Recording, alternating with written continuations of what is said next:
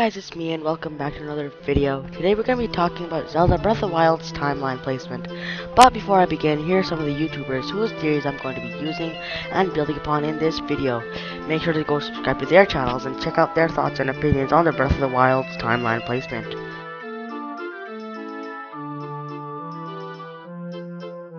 Now I'm going to start off where MDG left off and add a few justifications about how their theory is correct. As they've already stated, every Link excluding the Twilight Princess Weaver is left-handed, except Skyward Sword and the Breath of the Wild's Link. Also, if you put the two together side by side, they look very similar in appearance. If you compare their hair color, they are very similar shades as you can see here on screen. They both share a similar art style, which seems to be a watercolor paint style from my understanding. They also share the same physical abilities as you can see here, but that could just be because this is the latest 3D Zelda game to be released after Skyward Sword, excluding the remasters on the Wii U and 3DS. It is also stated that Link has been asleep 100 years and is also theorized by HMK that this is the first Link, and we all know that according to the timeline, that is Skyward Sword Link. Now, moving along, in the demo gameplay we see that there are several Koroks that Zelda has found, which each resemble the ones we see in Wind Waker. Now this and similar cel-shaded graphics are two pieces of evidence that show the game may take place in the adult era. But if that was true, then where did Wolf Link come from? I mean, this is an additional feature added for fun and to possibly enhance gameplay, but could this mean more? This may be hinting where the game is to take place in the timeline.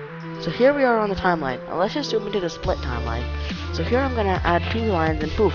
I think the Breath of the Wild is gonna take place after both timelines and mend the two back together because after Ocarina of Time, the timeline split into three, but these were still under the same subtitle, The Hero Was Successful.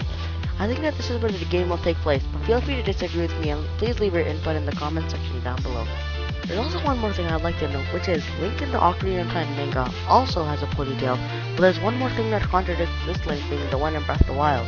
Because in the split timeline, Ocarina of Time Link is actually dead, as we find him in Twilight Princess's castle graveyard as a cursed swordsman, and he's also the hero shade in the game, who teaches Link his skills. But could this be the long 100-year slumber that the voice mentions in Breath of the Wild? Because the place that Link wakes up in is known as the Shrine of Resurrection.